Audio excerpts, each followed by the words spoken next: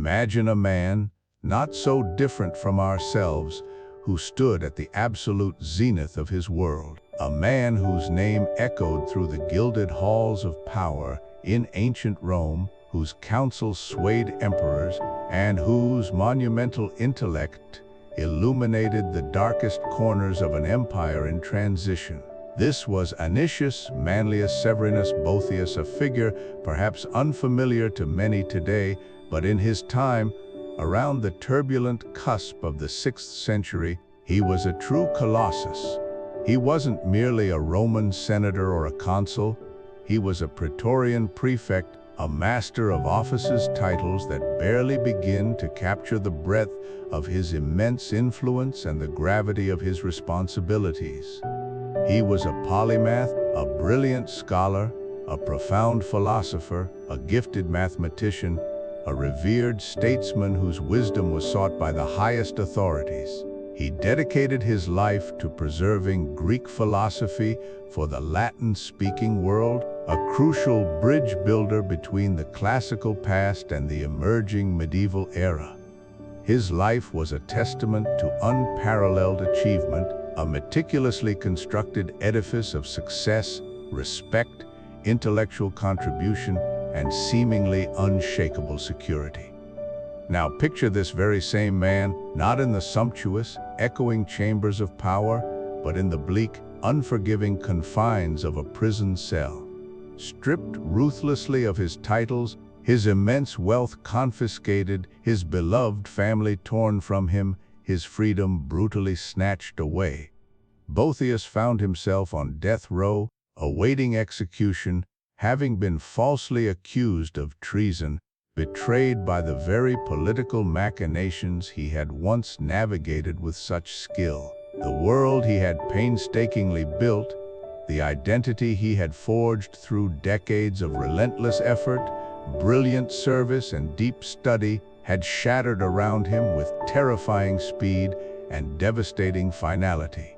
His past glories were now nothing more than cruel, taunting ghosts in the oppressive darkness of his cell. His future, a rapidly approaching oblivion, marked by the executioner's axe. Every external pillar of his existence, his formidable status, his impeccable reputation, the love and companionship of his family, his very liberty and life itself had been brutally ripped away. He had nothing left, or so it seemed, beyond the ragged clothes on his back and the cold stone beneath him. The fall was not just from grace, it was from everything a man could possibly hold dear. This catastrophic personal ruin brings us directly to a question that, in some fundamental form, touches every human life. What do you do when you lose everything you thought defined you? When the catastrophe isn't just a setback or a temporary hardship, but a total annihilation of your entire known world. When the very foundations of your existence crumble into dust, leaving you utterly stranded in a desolate wasteland of despair, uncertainty, and profound meaninglessness. How do you even begin to pick up the pieces when there are no pieces left to pick up? Where do you look for solace, for purpose, for meaning, when your life has been rendered utterly meaningless by forces far beyond your control? Most of us, when confronted with such utter devastation, would understandably succumb to overwhelming grief, to bitter resentment, to an agonizing unraveling of the self that could lead only to madness or total surrender. And yet, Boethius, in the face of his imminent demise, did something truly extraordinary. In that cold, damp cell, as the shadow of the executioner loomed ever larger, he didn't just survive, he transcended. He found not despair but profound peace. He discovered an unshakable inner strength, a clarity of purpose and a depth of understanding that had perhaps eluded him even in his busiest, most powerful days of glory. This is the profound mystery. How could a man, condemned and stripped bare of every worldly possession and distinction, find such profound solace, such enduring wisdom? in his absolute darkest hour? The answer lies not in any escape from his physical prison, but in a profound encounter that unfolded within the confines of his own mind. In his final days, Boethius penned one of the most remarkable and enduring books ever written, a philosophical masterpiece known as the Consolation of Philosophy. It tells the deeply personal story of his dialogue with a mysterious, majestic, and luminous figure, Lady Philosophy herself, who appears to him in his cell. She is his guide, a wise and stern presence who challenges his initial perceptions of misfortune, questions his understanding of happiness, fate, justice, and the very nature of reality. Through this transformative, deeply intellectual, and profoundly spiritual conversation, Boethius embarks on an arduous but ultimately liberating journey. He rediscovers truth and meaning not in the fleeting external circumstances of power or wealth, but in the internal landscape of his own disciplined thought and spirit. He learns that true freedom is not merely the absence of physical chains, but the profound liberation of the mind itself. He discovers that genuine, lasting happiness is not contingent on fortune's fickle wheel, but on the cultivation of an inner world so rich and robust that no external power can corrupt, diminish, or destroy it. This is the captivating mystery we begin to unravel today, the astonishing power of the human spirit to find liberation even in the most literal and desperate of prisons. It's a timeless testament to the idea that sometimes the greatest external losses can unexpectedly pave the way for the most profound and enduring internal gains. Boethius's prison cell became not a tomb of his ambitions, but a crucible, fiercely forging a mind truly free, pointing towards a path of self-discovery that resonates across millennia. Why would a book written in a cold, damp prison cell 16 centuries ago by a man awaiting execution be your unexpected, deeply relevant guide to navigating the relentless pressures of modern life? It sounds like an unlikely proposition, doesn't it? Yet, in this video, we're going to dive into Boethius's profoundly impactful work, The Consolation of Philosophy, and discover why this ancient dialogue from the 6th century holds surprisingly potent answers for our very contemporary anxieties. I first encountered Boethius's Consolation of Philosophy during what felt like my own personal prison sentence, a period of profound uncertainty, career upheaval, and intense, almost debilitating anxiety about the future. I was at a crossroads, questioning every decision I'd ever made, feeling the ground beneath my feet crumble with each passing day. The path I thought I was on had vanished, and I was left adrift in a sea of what-ifs and how-nows. Every outcome felt unpredictable, every opportunity fleeting, and the stability I craved seemed utterly out of reach. It was a time when external circumstances dictated my mood, when the slightest shift in an email or a news headline could send my spirits soaring or plummeting. And in that maelstrom, this slim, powerful volume, penned by a Roman philosopher contemplating his own imminent demise, became my unexpected anchor, a quiet, steadfast voice of reason amidst the storm that raged both outside and within me.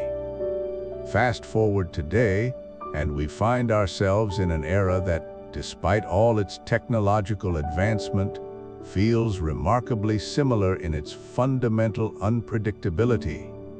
We live in a world defined by volatility, uncertainty, complexity, and ambiguity, the infamous VUCA paradigm. Think about it, the dizzying highs and sudden, gut-wrenching crashes of global financial markets, the meteoric rise and equally swift fall of social media fame, where yesterday's icon is tomorrow's forgotten trend. the relentless pace of technological disruption that can render entire industries and skill sets obsolete overnight, the constant, overwhelming noise of information and opinion that makes it harder than ever to discern truth or find stable ground. Our careers can vanish or pivot in a heartbeat, demanding reinvention we never anticipated. Our sense of self and worth can feel intimately tied to external validation, likes, promotions, public perception, only to be buffeted by fleeting trends or devastating criticism. In this tempestuous landscape, where do we find a stable center? How do we cultivate a sense of enduring peace when everything outside seems designed to shake us to our core? This is precisely where Boethius's most famous and enduring metaphor, the Wheel of Fortune, feels astonishingly, almost eerily prescient for our modern times. He depicts a capricious goddess, Fortune, who delights in constantly turning her enormous wheel, arbitrarily elevating some to positions of power, wealth, and prominence, only to gleefully cast them down into obscurity and poverty moments later. His fundamental argument is that true happiness, a happiness that is resilient and unshakable, absolutely cannot reside in anything external, not in wealth, not in status, not in fame, not in transient pleasures, because all these things are, by their very nature, subject to Fortune's whimsical, indifferent spin. They are given, and they can be taken away. Consider how this plays out in our contemporary lives. The startup that soars to a billion-dollar valuation with unprecedented speed, only to collapse dramatically a few years later. The content creator whose viral success brings instant celebrity, followed by the inevitable backlash or simply fading relevance. The job market that demands one highly specialized skill set today, only to demand a completely different, evolving set of competencies tomorrow. We, too often, unconsciously chase these external markers of success and validation, tying our precious sense of self-worth and happiness to their fragile, precarious ascent. We invest so much of ourselves in these external goods, only to be left feeling utterly devastated, anxious, or lost when the wheel inevitably turns, as it always does. This isn't just about big, dramatic shifts either. It's also about the subtle, daily anxieties of not measuring up, of constantly comparing ourselves to the meticulously curated, often illusory lives we see online, of feeling like we're always just one step away from financial insecurity, professional failure, or social misstep, or conversely, always one step away from that elusive breakthrough that will solve everything. This video, then, isn't merely a historical summary or an academic dissection of Boethius's Consolation of Philosophy. Far from it. This is an earnest invitation to a different, more empowered way of thinking and living. My core goal here is to carefully extract the timeless, profoundly practical wisdom from this remarkable text and offer it to you, the viewer, as a tangible, actionable toolkit for building genuine inner resilience. We're going to explore together how to cultivate a deep, stable form of happiness that isn't dependent on the volatile ups and downs of life's unpredictable currents, a happiness that can withstand the turning of Fortune's wheel. Over the next hour, we'll embark on a profound philosophical and spiritual journey that mirrors Boethius's own intellectual quest from despair to understanding. We'll confront fundamental questions about the nature of true good, the deceptive illusion of external fortune, the immense, often underestimated power of reason, and ultimately, discover how to find profound serenity and inner peace even in the face of life's most challenging, uncertain, and anxious circumstances. By the end of this exploration, My hope is that you won't just intellectually know about Boethius and his ideas, you will have gained a powerful, enduring framework for understanding your own anxieties, for re-evaluating your relationship with external events, and for building an unshakable foundation for lasting, stable happiness in a world that constantly tries to pull you off balance. Let's begin. We begin our journey into understanding the human condition, confronting the profound despair that can arise when we feel utterly lost and abandoned by fortune. Imagine a man stripped of his accolades, his wealth, his reputation, imprisoned and facing execution. This is where we find Boethius, the brilliant Roman philosopher, statesman, and consul, at the precipice of his life. He sits in his cell, not just physically confined, but mentally shackled by his grief, lamenting the unfairness of the world, convinced that his past glories were everything, and their loss, the complete annihilation of his very being. It is into this scene of abject misery that a remarkable figure descends, not with a gentle whisper, but with the commanding presence of an undeniable truth. This is Lady Philosophy. She arrives not as a figment of imagination, but as a towering, majestic woman, her eyes burning with an intense, ageless wisdom. Her stature shifts, at times appearing to touch the very heavens, then shrinking to the measure of a common person, yet always radiating an authority that fills the room, silencing the muses of poetry who had been comforting Boethius with their superficial laments. She is not there to simply offer solace or a pat on the back. She is there as a physician, observing, diagnosing, and preparing to administer a cure. And what is her diagnosis of Boethius's suffering? It is not, she asserts, merely the loss of his position, his wealth, or his freedom. These are merely symptoms of a deeper, far more insidious disease. Lady Philosophy identifies the sickness of forgetting who you are. Boethius, like so many of us, had mistakenly outsourced his happiness, his self-worth, and his very identity to external things: his job, his political power, his reputation, his family, his accumulated riches. He believed that he was his achievements, his titles, his possessions. When these temporary things were stripped away, he felt he had lost himself entirely.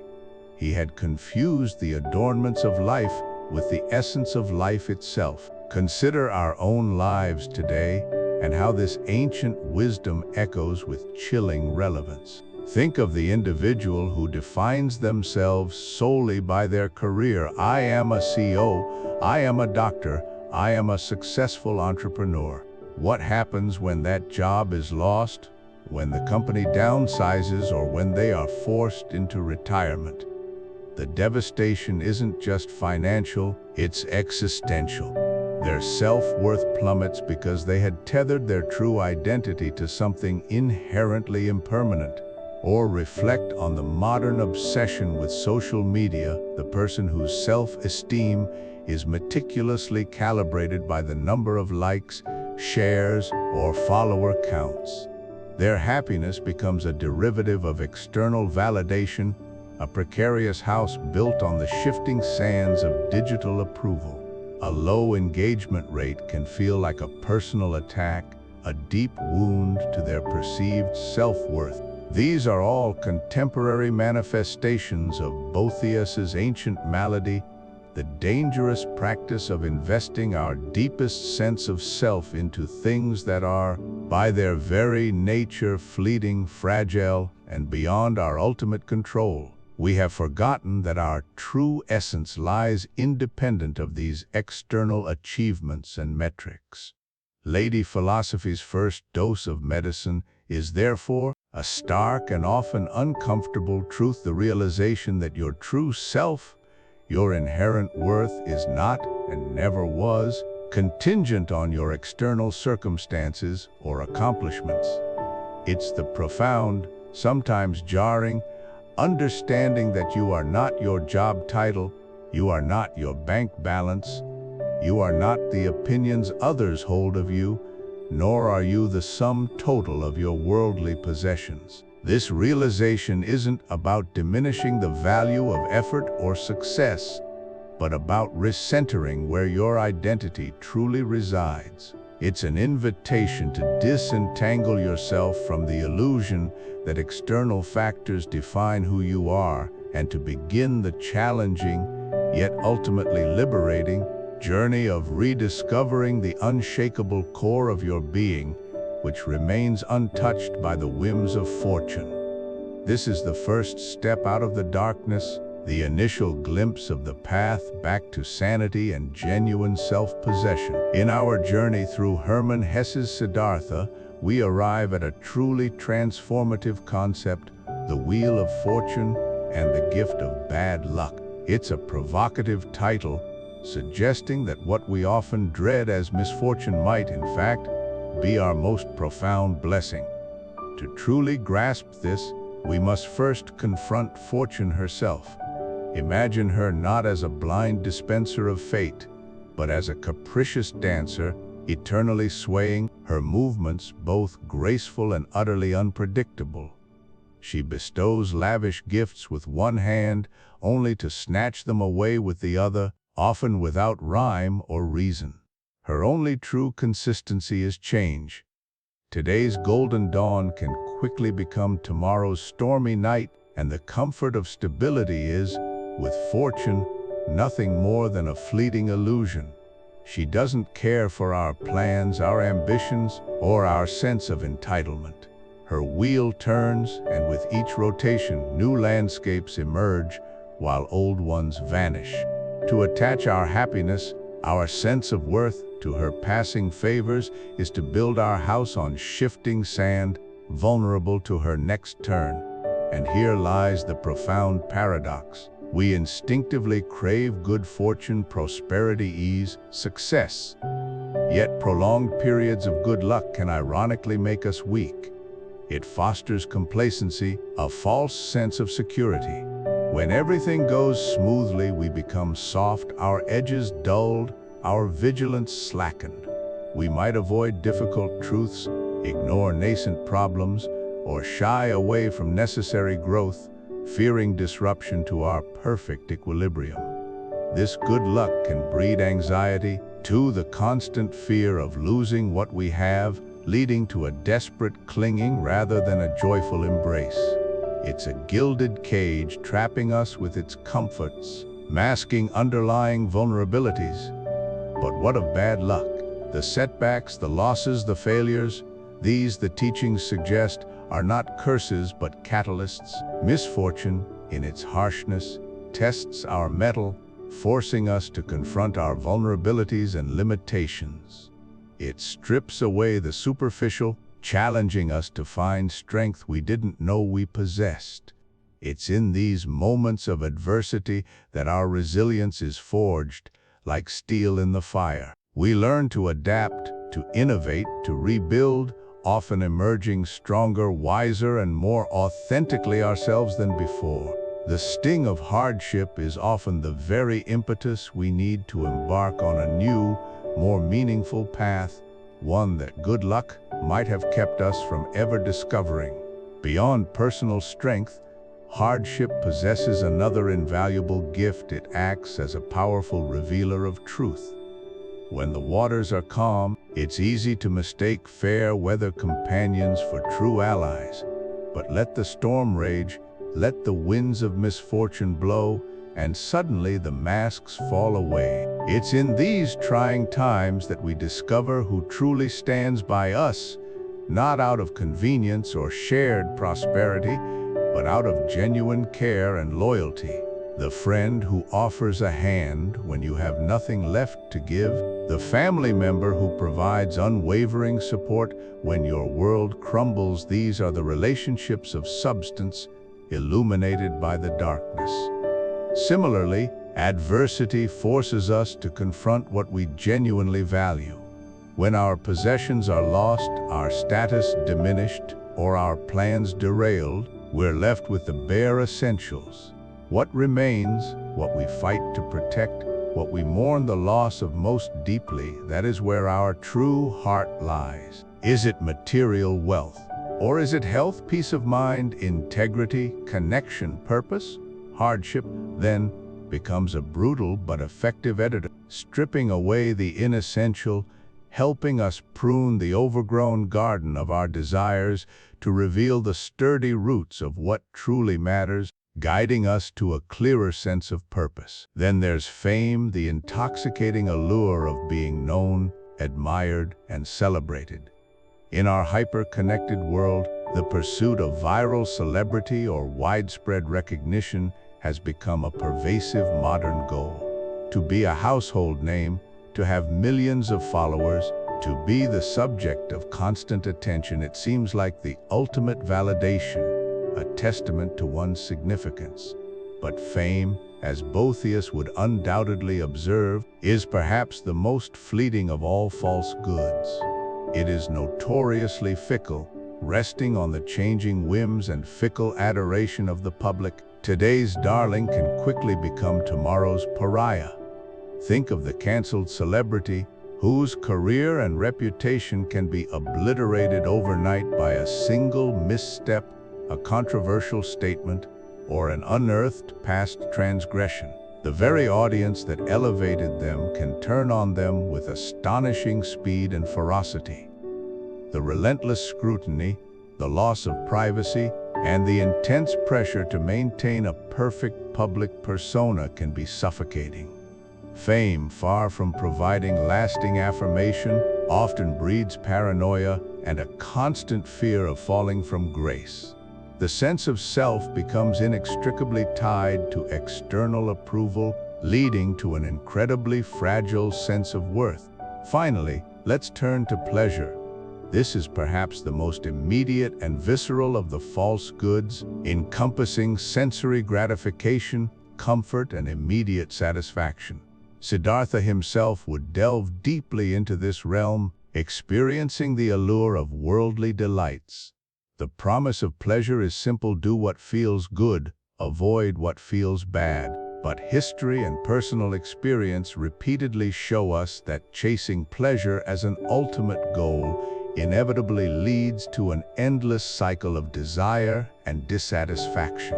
Each peak of gratification is temporary, fading quickly, and demanding an even greater stimulus to achieve the same effect. The initial high gives way to a craving for more, leading to a kind of emotional treadmill where we run faster and faster just to stay in place, or worse, to find ourselves increasingly empty. The pursuit of pleasure, without any deeper purpose, often masks a deeper pain or an underlying sense of emptiness, rather than truly fulfilling us. It's a fleeting distraction, a momentary anesthetic that leaves the fundamental questions of existence unanswered. It's crucial to understand that none of these things, wealth, power, fame, or pleasure, are inherently evil. They are not to be entirely shunned or condemned. They are, in Boethius's view, fragments, imperfect reflections of a greater, true good. They are good in part, providing temporary benefits or useful tools. Money can provide security, power can facilitate positive change, fame can amplify important messages, and pleasure can enrich life's experiences. But when we mistake these fragments for the whole, when we elevate them to the status of our ultimate goal, they inevitably disappoint. They are insufficient. They cannot provide the lasting, unshakable contentment that we truly seek. They are external, fleeting, and dependent on factors beyond our complete control, leaving our inner peace vulnerable to the changing tides of fortune.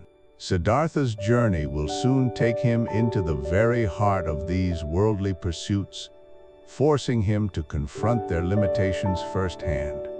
He will learn, as Boethius observed centuries ago, that true happiness cannot be found in external possessions or temporary states.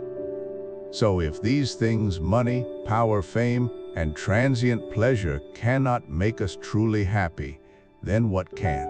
What does genuine, lasting contentment look like, and where might one truly find it? This profound question will guide Siddhartha's path forward and ours as we continue to explore his extraordinary search. Welcome back to our journey through Siddhartha and deeper into the philosophical currents that ripple beneath its surface.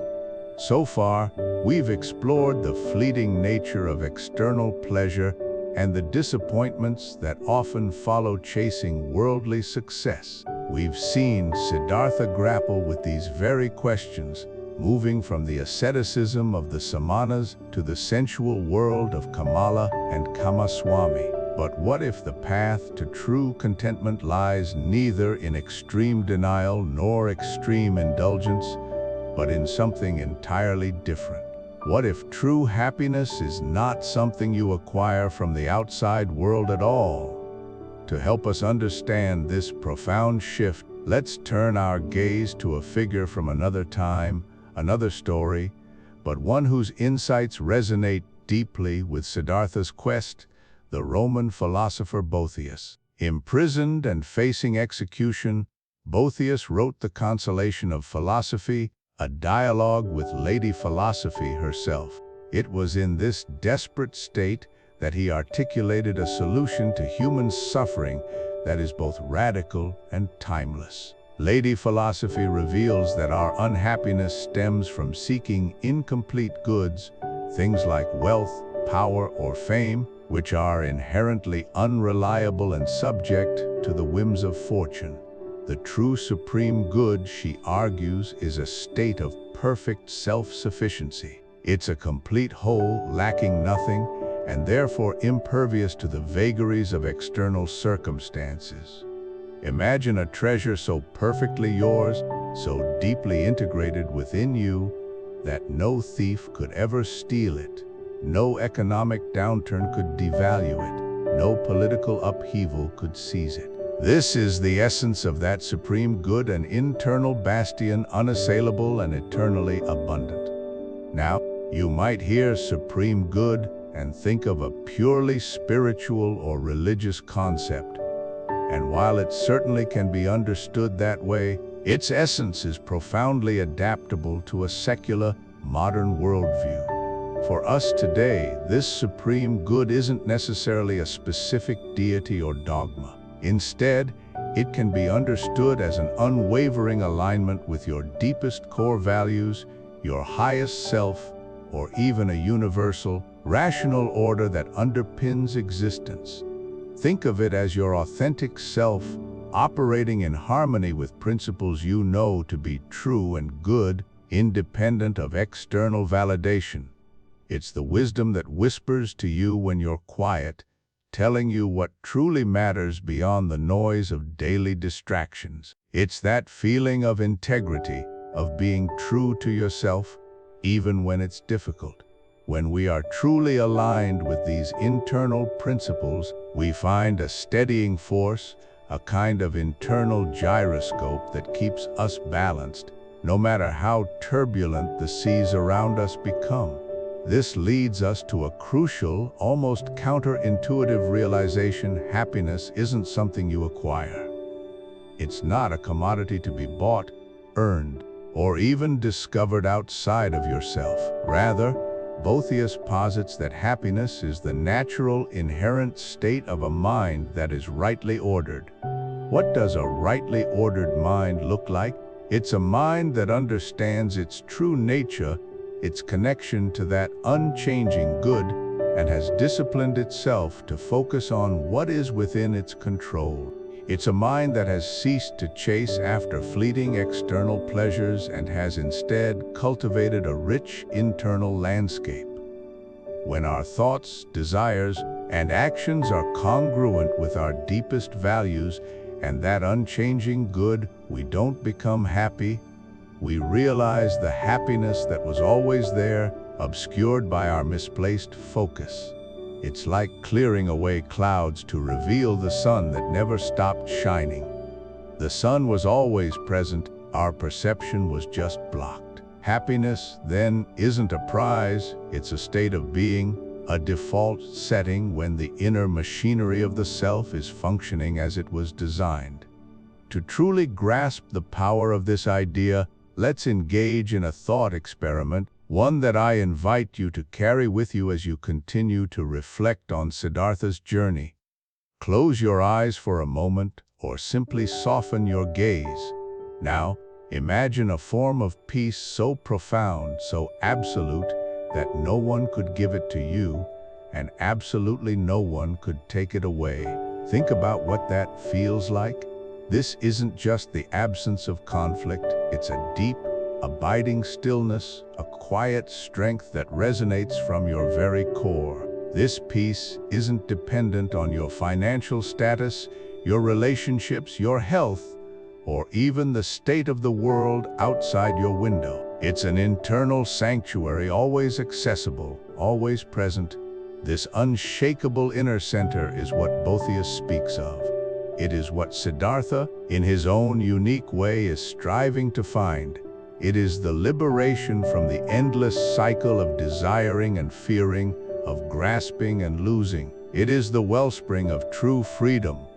As we continue our exploration of Siddhartha, keep this concept of an unshakable inner center in mind. Consider how Siddhartha, after his worldly experiences, might begin to turn inwards, not in renunciation, but in a profound reordering of his inner world. The journey isn't over. In fact, the most profound part, the turning inwards, is just beginning. Welcome back to our exploration of Hermann Hesse's masterpiece, Siddhartha. We now arrive at Chapter 5, a section dedicated to grappling with one of humanity's most ancient and profoundly personal philosophical inquiries, the intricate dance between fate and free will. Siddhartha's extraordinary journey, a tapestry woven with unforeseen circumstances and deeply intentional choices, serves as a living, breathing meditation on this very tension. It's a question that, when misunderstood, can leave us feeling powerless, at the mercy of forces beyond our command. Yet, in the spirit of Hesse's wisdom, we aim to unravel this complexity, distilling its essence into a remarkably powerful and practical truth that promises to redefine your sense of agency. While the currents of life may often feel uncontrollable, you retain an unwavering, inherent power over how you respond to whatever eddies and rapids you encounter. Let's first confront the classic paradox that has puzzled the greatest minds for millennia. If the future is, in some grand, cosmic sense, already known, perhaps observed by an omniscient consciousness, or simply an unfolding, predetermined sequence of events, then how can our individual choices truly be free? If every step we take, every word we utter, every decision we make is already written, does that not strip us of genuine autonomy? This isn't merely an abstract intellectual exercise, it's a question that touches the very core of our human experience, influencing how we perceive responsibility, hope, and the meaning of our existence. One of the most profound and accessible attempts to reconcile this seeming contradiction comes from the Roman philosopher Boethius, penned from a prison cell in the 6th century. Facing his own impending execution, Boethius sought solace and understanding in the apparent conflict between divine foreknowledge and human free will. His brilliant simplification invites us to imagine a timeless, eternal observer, a being experiencing all of time simultaneously as a single, present moment. From this exalted vantage point, every event, past, present, and future, is equally now. Now, contrast this with our human experience. We exist sequentially, moment by agonizing or exhilarating moment. For the eternal observer, knowing what we will do is akin to knowing what we are doing. Therefore, knowledge isn't a causative force compelling our actions, rather, it's a form of perfect, comprehensive perception. Our choices remain undeniably free within our linear experience of time, even if they are simultaneously observed and known from an eternal, non-linear perspective. The mountain peak observer sees the traveler's entire journey, but the traveler still chooses their path at each junction. This elegant ancient solution finds a compelling echo in modern psychology through the concept of the locus of control. This psychological construct describes the extent to which individuals perceive they have control over the events that affect their lives. Someone with an external locus of control tends to attribute outcomes to outside forces, luck, fate, powerful others, or uncontrollable circumstances. They might say, "Things just happen to me."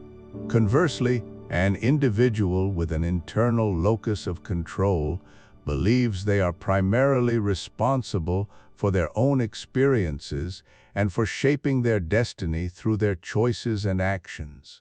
While fate might represent the external forces that undeniably exist, Boethius's wisdom, much like Siddhartha's ultimate realization, urges us to cultivate and strengthen that internal locus of control, to focus our energy and attention precisely on what lies within our sphere of influence. And this, my friends, brings us to the profound, practical takeaway, a wisdom passionately championed by the ancient Stoic philosophers. You cannot control the wind, but you can always irrevocably adjust your sails. The wind symbolizes the myriad external circumstances of life, the unexpected twists of fortune, the actions and decisions of others, the inevitable currents of change, loss, and challenge that sweep through every human existence. These are the elements of fate that lay firmly beyond our direct command. But your sails represent your response. They are your attitude, your perspective, your interpretation, your effort, your moral choices, and your determination in the face of whatever happens.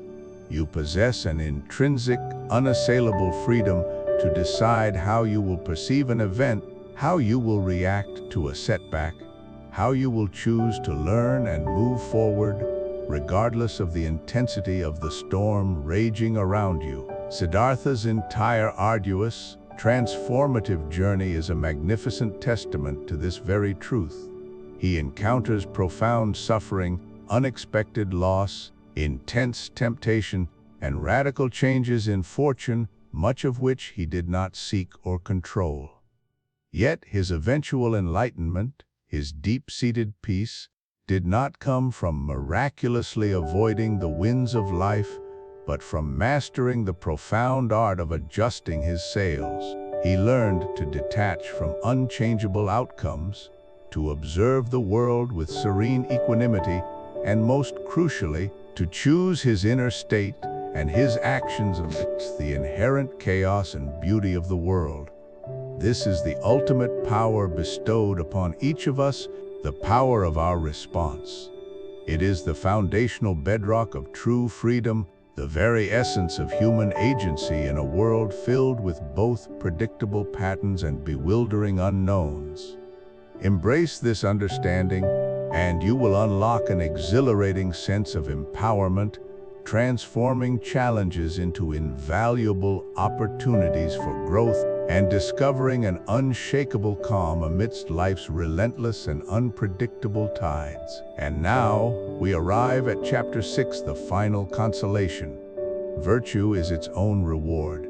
This isn't merely a concluding chapter, it's the profound resolution of a harrowing spiritual and intellectual odyssey.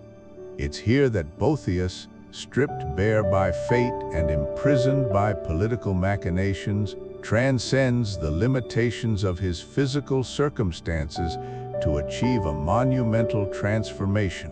From a man overwhelmed by despair and consumed by the perceived injustice of his world, he emerges as a philosopher serenely grounded in eternal truths, a powerful testament to the ultimate triumph of the human spirit when anchored by wisdom.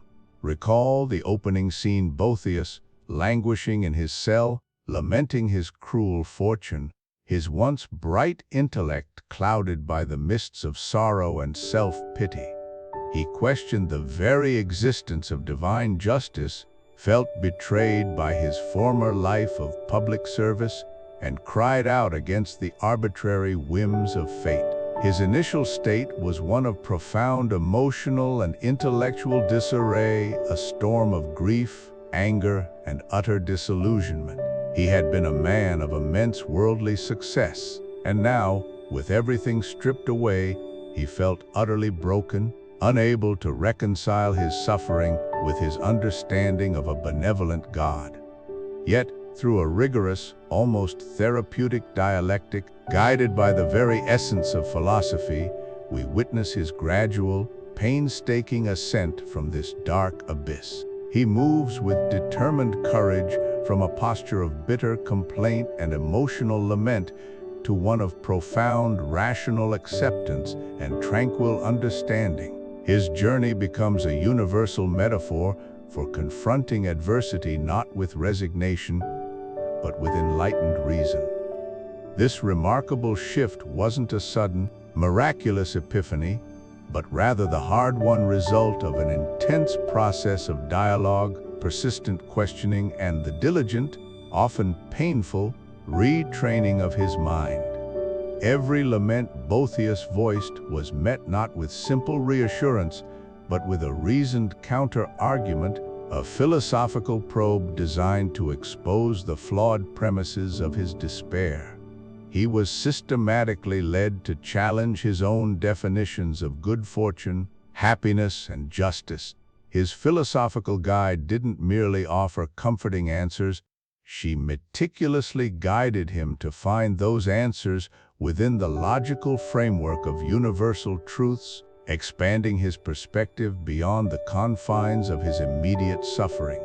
This mental discipline, this conscious and deliberate redirection of thought from external woes to internal principles, was the very crucible in which his intellectual and spiritual transformation was forged. He learned to distinguish between what truly belongs to him, his virtue, his reason, his moral character, and what is merely on loan from fickle fortune. The ultimate consolation, the profound and liberating insight that finally anchors Boethius in an unshakable peace, is the understanding that a truly good person, a virtuous individual, possesses an intrinsic, unassailable power that no external circumstances, however dire, can ever diminish or defeat. Virtue, in its purest, most essential form, is profoundly its own reward. Its value is inherent, complete, and utterly independent of any earthly outcome, any fleeting recognition, or any material gain. If a virtuous life appears to lead to suffering, that suffering cannot diminish the intrinsic worth and beauty of the virtue itself. If it seems to result in worldly failure, that failure does not negate the inner triumph of integrity, moral fortitude, and intellectual clarity. This truth means that a virtuous individual effectively carries their own kingdom within them, an inner sanctuary, a fortress of character impervious to tyranny, immune to poverty, and even triumphant over the existential threat of death. Their true wealth lies not in what they possess, but in the immutable essence of who they are, in the wisdom of the choices they make, and in the unwavering alignment of their will with universal goodness and divine providence. It's a radical liberation from the arbitrary whims of fortune, a powerful declaration that genuine happiness and freedom reside solely within the bounds of one's own cultivated character and unwavering moral strength. And so, Boethius's arduous journey culminates not in despair, but in a powerful, resounding affirmation of the indomitable nature of the human spirit when it is truly guided by reason and illuminated by philosophy. He learns, and in turn teaches us, that while the physical body may be imprisoned, the mind, when honed by wisdom, remains eternally free, while worldly possessions can be confiscated, the invaluable treasures of virtue and integrity can never be stolen. This final consolation isn't a passive resignation to an unchangeable fate, but an active, conscious embrace of philosophical wisdom, a courageous assertion of intellectual and spiritual sovereignty. It offers us a timeless and profoundly relevant message. Our truest strength lies not in our often futile attempts to control external events, but in our capacity to master our internal responses to them, to choose virtue regardless of the consequences. By cultivating our reason, by diligently pursuing goodness, we build an inner sanctuary of peace and contentment that no misfortune can ever breach, a source of joy and purpose that is truly immutable. Boethius, through his final, enlightened chapter, provides us not just with a personal testament to resilience, but a universal blueprint for achieving profound serenity, proving unequivocally that even in the darkest of times, the unwavering light of virtue can illuminate the path to an unconquerable spirit and an unassailable inner peace. Having journeyed through Siddhartha's quest for enlightenment, you might be asking, how do I bring these profound, often abstract, insights into my own busy, modern life? It's a valid and universal question, and one we're ready to tackle together. Philosophical concepts aren't meant to live solely on the pages of a book. They're designed to be living, breathing tools for navigating our complex existence. So, let's turn these timeless ideas into actionable, practical habits with a simple, yet profoundly powerful, 7-day plan designed to cultivate your own deep philosophical resilience. This isn't about grand gestures or immediate, sudden enlightenment, but about taking small, consistent steps towards a more grounded, self-aware, and ultimately free existence, much like Siddhartha's own gradual awakening to truth and inner harmony. We begin with awareness. For the first 2 days of your plan, become an acute observer of your internal landscape. Note down the external things you consistently rely on for your happiness and sense of well-being. This isn't about judgment or self-criticism, but pure, honest observation. Do you find yourself feeling a surge of joy primarily when you receive praise from a colleague, or when a specific project outcome goes exactly your way? Do you chase the fleeting validation of social media likes or the temporary satisfaction of a new purchase as your primary source of well-being? Keep a small notebook or a digital note and simply list these observations as they occur. Don't try to change anything, just observe. The goal here is to gently illuminate the subtle patterns of your attachment to external circumstances, to see how much of your inner peace is effectively outsourced to things truly beyond your immediate personal control. This understanding is the vital first step, a quiet, personal inventory, much like Siddhartha learning to discern the true nature of his desires and illusions before he could move decisively beyond them. Moving into days 3 and 4, we'll shift from observation to a gentle practice of reframe. Life, as we know, is full of unpredictable turns, and minor setbacks are inevitable. Instead of succumbing to immediate frustration or disappointment, practice viewing these moments as lessons from what we might playfully call Lady Fortune. Imagine a common minor inconvenience, perhaps your morning coffee spills, a crucial meeting runs significantly over schedule, or your internet connection falters at a critical moment. Rather than immediately feeling annoyance or anger, pause. Take a deep breath, and then intentionally reframe it. Ask yourself, what might this teach me? Is it a lesson in patience, adaptability, or the art of letting go of minor attachments? Perhaps it's an opportunity to practice equanimity, to acknowledge the event without letting it dictate your entire emotional state. This isn't about denying your authentic feelings, but about consciously choosing your response. It's an exercise in seeing the deeper currents, much like Siddhartha learned to perceive the underlying unity and profound lessons in every experience, even the challenging ones. Treat these small disruptions not merely as obstacles, but as veiled teachers, gentle nudges from the universe, prompting deeper understanding and a chance to refine your inner fortitude. We've journeyed through Siddhartha's profound quest, witnessing his transformations, triumphs, and deep descents. Now, as we conclude our exploration, let's distill the essence of his wisdom into 3 fundamental principles that, if truly understood and integrated, can unlock unshakable happiness in your own life.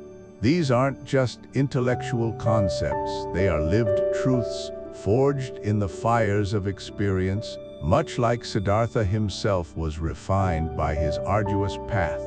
Our first key to unshakable happiness is this: stop outsourcing your happiness. True contentment is an inside job and cannot be taken from you. Young Siddhartha sought enlightenment from external teachers and denied his body, yet found no lasting peace. Later in the city, he pursued pleasure, wealth, and power with Kamala and Kamaswami. His happiness became entirely dependent on outward circumstances: business success, others' admiration, indulgence of desires. This external reliance made it inherently fragile, vulnerable to fate and time. Siddhartha eventually realized that chasing outward manifestations was a futile endeavor. True happiness, he discovered, isn't something acquired externally, nor is it conferred by others. It is cultivated from within, an inner posture, a way of perceiving and being that is resilient precisely because its source is internal. When your peace and joy originate from within, rooted in your own mind and spirit, then no external storm, no loss, no change in fortune can truly rob you of it. This isn't to say external joys don't exist, but rather that they are supplements, not the foundation. Build your house of happiness on the rock of your inner self, not the shifting sands of external conditions. The truest treasure is always found within. The second key, inextricably linked to the first, is embrace adversity. Misfortune is a more honest teacher than success, revealing what truly matters. Siddhartha's greatest spiritual breakthroughs often followed his deepest personal failures. Consider his desperate flight from the city, his overwhelming self-disgust, his contemplation of suicide by the river. This was a nadir, a crisis of the soul. Yet in this abyss of despair, he heard the sacred Om, experiencing a profound awakening and a radical shift in perspective. His time as a wealthy merchant, while outwardly successful, slowly eroded his spirit, leaving him hollow. It was the pain and emptiness that forced him to confront his illusions. Success often reinforces existing beliefs and inflates our ego. Misfortune, however, strips everything away. It acts as a ruthless editor, revealing your resilience, core values, and innate capacity for compassion. It exposes the fragility of external possessions and the strength of internal character. Misfortune forces introspection, demands self-awareness, and often pushes us towards growth impossible in comfort. Just as a blacksmith refines metal, our spirits are refined through adversity. Don't shrink from struggle, lean into it. See it as an opportunity for unparalleled learning, a crucible for forging a stronger, more authentic self. For it is often when we lose everything that we discover the enduring truth of who we are. Finally, our third, and perhaps most empowering, key is your ultimate freedom is your response. You always have the power to choose reason and virtue. Throughout his life, Siddhartha encountered countless situations beyond his control: the departure of Govinda, the rejection of his son, the river's flow. Yet, in every instance, his ultimate freedom resided not in changing external circumstances, but in choosing his internal response. When his son abandoned him, Siddhartha experienced profound sorrow, but he did not succumb to bitterness. He understood life's cyclical nature, the pain of letting go, and chose compassion and acceptance. Even as a humble ferryman, he exercised his freedom by choosing to observe, listen, and learn from the river, offering wisdom to others. This principle reminds us that while we cannot always control what happens to us, we always control how we react to what happens. We can choose despair or resentment, or we can choose reason, virtue, patience, and understanding. This choice defines our character and shapes our reality. It's about recognizing that between stimulus and response, there is a space where our power to choose resides. To choose reason means to think clearly, to seek understanding. To choose virtue means to act with courage, integrity, justice, and wisdom. This is the ultimate freedom Siddhartha embodies in his later years, a profound inner liberty that transcends external conditions, a serenity radiating from a life lived in conscious alignment with higher principles. By consistently exercising this power, you become the master of your inner world, truly free. These three keys: cultivating internal happiness, embracing adversity as a teacher, and claiming your ultimate freedom of response, are not easy paths, but they are the surest roads to the unshakable happiness Siddhartha ultimately found. May his journey inspire you to embark on your own, discovering these profound truths for yourself. We've journeyed with Siddhartha through the forests of asceticism, the bustling streets of Kamaswami's world, and the tranquil wisdom of the river. We've witnessed his relentless search, his profound experiences, and his ultimate arrival at a state of understanding that transcends mere knowledge.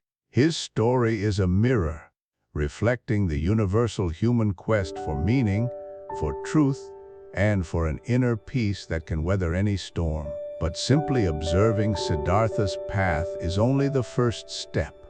The true power of such narratives lies in their capacity to awaken something within us, to challenge our assumptions, and to inspire us to embark upon our own active pursuit of wisdom. This isn't about passively absorbing information, it's about integrating these timeless lessons into the very fabric of our lives, transforming abstract concepts into lived reality. Siddhartha's journey was not a smooth ascent, but a winding path filled with trials and errors, moments of profound despair and exhilarating discoveries. Every setback, every moment of disillusionment served as a crucible, refining his spirit and pushing him closer to genuine insight. He learned from the pain of attachment, the emptiness of transient pleasures, and the profound beauty of simple presence. In our own lives, we too encounter our unique sets of challenges, our own forests to navigate and rivers to cross. These hardships, though often unwelcome, are fertile ground for growth, offering invaluable lessons that shape who we become. Think back, if you will, to a significant obstacle or difficulty you've overcome. What is one profound thing you learned from a past hardship? Perhaps it was the strength you didn't know you possessed, the impermanence of all things, the true value of human connection, or the resilience of the human spirit. I invite you to share that hard-won wisdom below in the comments section. By vocalizing our experiences and the insights they've yielded, we not only solidify our own understanding, but also offer a beacon of shared humanity to others who may be facing similar struggles. Let's foster a community where our collective journeys enrich each individual path, much like Siddhartha found guidance and companionship on his own solitary quest. If this deep dive into Siddhartha has resonated with you, if it has sparked new thoughts, offered a moment of quiet reflection, or simply provided a valuable companion on your own intellectual journey, then I warmly encourage you to support this channel. Your engagement is the lifeblood of this shared exploration.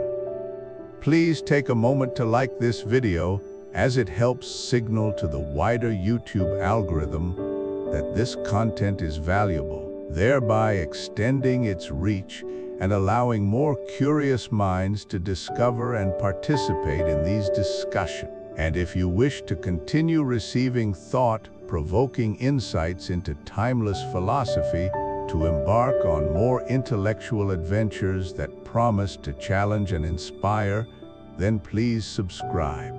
Becoming a subscriber means joining a growing community of seekers, ensuring you won't miss our future explorations into the profound questions that define the human experience. It's a commitment to a continuous journey of growth together. Siddhartha, in his final years, found profound peace by harmonizing with the eternal flow of the river, understanding that true serenity isn't an escape from life's currents, but an acceptance of their ceaseless motion. If this theme of finding inner tranquility amidst life's inevitable chaos and relentless change speaks to you, and you're eager for another powerful perspective on cultivating mental fortitude and peace, I highly recommend checking out my dedicated video on Marcus Aurelius's Meditations. Aurelius, a Roman emperor who ruled at the pinnacle of his empire, yet grappled with war, plague, and personal tragedy, penned his meditations not for publication, but as a series of personal reflections and spiritual exercises. His Stoic philosophy offers incredibly practical, actionable wisdom for confronting adversity, managing emotions, and maintaining virtue in a turbulent world. It provides a robust, grounded framework that beautifully complements Siddhartha's more spiritual quest, offering a bridge between contemplative insight and practical daily living. It is, without doubt, another essential step on the path to finding and maintaining your own inner harbor of peace. While video essays and community discussions offer wonderful avenues for illumination and shared understanding, there remains an irreplaceable depth and richness to be discovered in engaging directly with the foundational texts themselves. Just as Siddhartha had to personally experience the world to gain enlightenment, rather than merely hear about it, true philosophical comprehension often blossoms from direct, unmediated interaction with the source material. For those truly committed to an active and profound philosophical exploration, and to delve into one of the most remarkable dialogues ever written on enduring human suffering with grace and reason, I urge you to read The Consolation of Philosophy for yourself. This extraordinary work, penned by Boethius while imprisoned and awaiting execution in the 6th century, is a profound conversation between himself and Lady Philosophy. It tackles universal questions of good and evil, free will, the nature of happiness, and the existence of divine providence amidst human misfortune. It is a testament to the power of human reason and resilience, offering solace and profound insights that resonate across millennia. Reading it will not only deepen your intellectual understanding, but also provide a powerful personal experience, allowing you to wrestle with these monumental ideas on your own terms, shaping your own unique wisdom. It is, in essence, an invitation to embark on your own dialogue with one of history's great minds, an active pursuit of wisdom in its purest form. Remember, The journey for wisdom, much like Siddhartha's river, flows endlessly. It is a path of continuous seeking, questioning, and growing. Siddhartha's story, and indeed all profound philosophical texts, are not destinations but invitations. Invitations to look inward with courage, to engage outward with compassion, and to perpetually refine your understanding of yourself and the world around you. May your own ongoing journey be filled with profound discovery, enriching contemplation, and the boundless joy that comes from an ever-awakening spirit. Keep seeking, keep questioning, keep learning. The journey itself, in all its unfolding beauty and challenge, is the truest reward.